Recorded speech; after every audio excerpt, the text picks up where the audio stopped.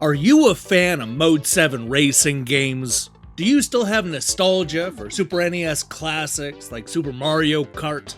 Are you a fan of reading Japanese instruction manuals that haven't been translated into English? If you answered yes to any of these questions, then you're the target audience for Riders Spirits, a 30-year-old Super Nintendo game that is only now getting released outside of Japan. This is a 16-bit racer with a cast of wacky characters, tiny levels to memorize, and enough Mode 7 effects to send you right back to your childhood. Does all that add up to being a hidden gem or just another Mario Kart wannabe? That's what we're about to find out when I review Riders Spirits from Ratalaika Games.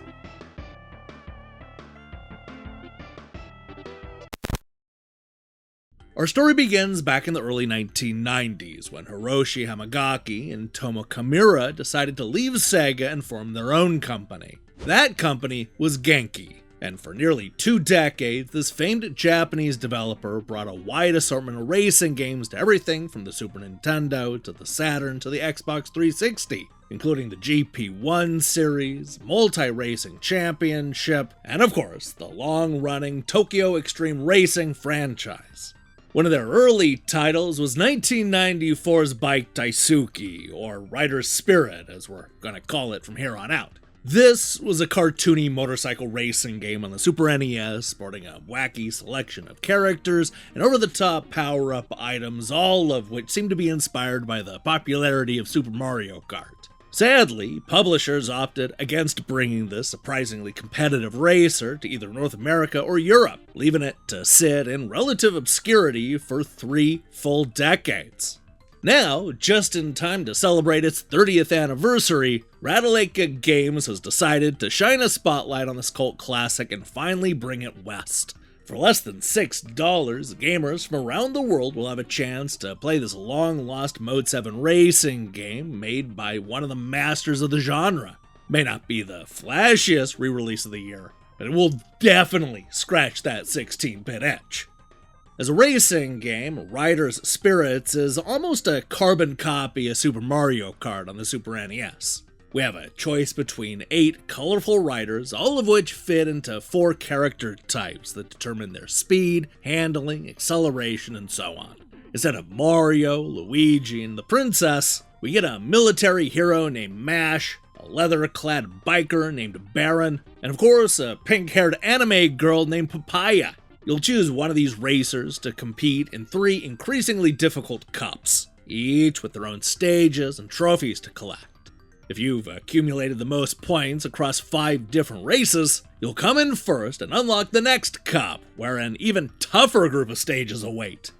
Even though you're racing on only 2 wheels instead of 4, this still looks and feels a lot like a kart racer. The only notable changes is that you can lean left and right with the shoulder buttons, and instead of jumping, our riders will bust a wheelie to help to speed around corners. We're also given 3 turbos at the start that can be used at pretty much any point in the race. And it's different, but just barely. The one big shake-up in Riders Spirits is how the game handles power-ups. Without question mark boxes or coins to pick up, I spent the first hour or so thinking that there might not actually be any power-ups at all. But then I'd see another character throw a grenade, or I would get temporarily blinded just out of the blue. Those must have come from somewhere. It took me an embarrassing amount of time to figure out that I was supposed to zip into one of those optional pit stops in order to collect one of the items per round. With so few opportunities to pick up offensive and defensive items, this limits how many weapons are flying around the screen at any given time. Perhaps that's a good thing, because some of these items have a real negative impact on your chances of actually coming in first. Getting blinded in anything other than the first or second lap is essentially a death sentence in this game, forcing you to try the stage all over again. This is especially true in the higher difficulties, where you basically have to run each race perfectly in order to stand a chance of winning. On the other hand, you can cycle between the different items in your inventory, which is something you couldn't do in Super Mario Kart. Now, there are a couple of alternate modes, including a time trial and an endurance run. The time trial is exactly what you think it is, but the endurance mode actually mixes things up a tiny bit. Here you have to race as a team, swapping between two bikes whenever one is about to run out of gas. There's no power-ups or items here, just pure racing. It's not perfect, but I actually prefer it to the standard Grand Prix mode. As a re-release, this package is unsurprisingly bare bones. We get a lot of the usual trappings, like the ability to save and load your progress, as well as to rewind time when you're in the middle of a race. We're also given a bunch of video options, such as stretching out the display and changing to CRT mode with an arcade glow. Probably the biggest extra added is the photo gallery, which shows off the box art, cartridge sticker, and instruction manual. While I like that we get clean scans of the Japanese model, I do wish that they would have gone that extra step to, translate them into English. Or at the very minimum, just feature that information somewhere else? Anywhere else? Just between the different item descriptions and the character attributes, there's a lot of information in the instruction manual that would actually be handy to know. It's no wonder it took me so damn long to figure out something as simple as how to pick up an item. Beyond the bare bones packaging, there are a few things about the original game that left me a little cold. While the cast is fine, I found the tracks to be lacking. They're small and completely forgettable. Whereas yet, they start to look the same after a while. Aside from the actual layout, Tokyo City and Detroit City look identical. The same can be said about a number of other locations. It's also annoying how the computer-controlled characters will just flat-out cheat throughout the race, especially on the higher difficulties. For example, they never need to swoop into the out-of-the-way pit stop to grab a weapon, and they're always going to be right behind you, no matter how fast you go. That's really annoying. I also found myself frustrated by some of the visual issues. I don't know if it's just because the Mode 7 graphics don't exactly pair well with the 4K television, but a lot of the tracks in this game have this messy look to them. It's also disappointing that you're really only using half of the screen when racing in the single-player mode.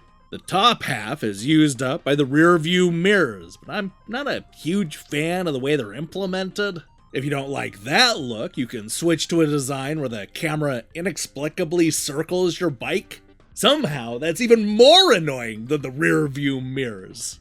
That said, I'm happy that this game was finally released in the United States and Europe after 30 years. While I'm a bit mixed on how well it holds up as a racing game, I still like the fact that it exists. And at only $6, it doesn't feel like anybody's getting taken for a ride here. This game is definitely worth a look for its historical value, but I'm in no hurry to recommend Rider Spirits.